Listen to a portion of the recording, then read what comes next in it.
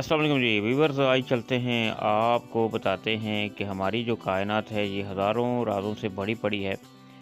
तो 21 जनवरी 2025 को निज़ाम शमसी में हलचल होने वाली है। जिस सियारों का प्लानिटरी पीरियड जो है वो देखने में मिलेगा। प्लानिटरी पीरियड क्या होता है, माहिरीन फ़ल्कियात इस हवाले से क्या पेशेंगोई करते हैं। तो आइए चलते हैं आज की इस वीडियो को एंड तक देखिए और मालूमात हासिल करिए कि 21 जनवरी 2025 को निज़ाम शमसी में क्या तब्दीली आने वाली है। आपको बता दें कि 21 जनवरी 2025 को निज़ाम शमसी के 6 बड़े सियारे जो हैं वो एक कतार में आने के लिए तैयार हैं, जिसके तहत 21 जनवरी को आप रात के वक़्त शाम के बाद जो है 6 सियारों को आसमान पर देख सकेंगे। हालाँकि ये तमाम सियारे जो हैं वो एक दूसरे अरबों मीलों की दूरी पर हैं, लेकिन ये कुदरत का निज़ाम है कि वो आपको एक लाइन में नज़र आएंगे।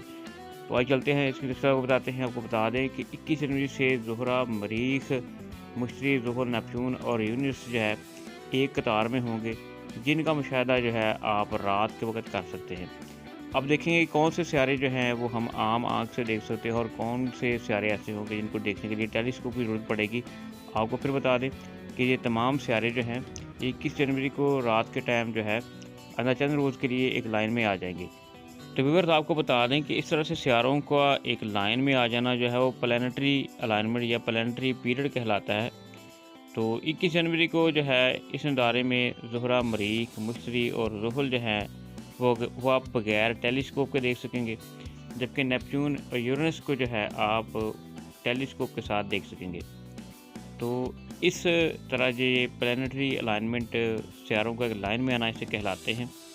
आपको बता दें कि इससे पहले जो है जो नज़ारा है ये मार्च 2023 में देखा गया था। इस मौके पर अतारा, ज़ुहरा, मरीख, मुश्तरी और यूरेनस जो है वो देखे गए थे। इसके बाद 3 जून 2024 को भी देखा गया था कि अतारा, मरीख, मुश्तरी, ज़ुहर, यूरेनस और नेपच्यून एक कतार में जो है वो आपको नज़र आएंगे।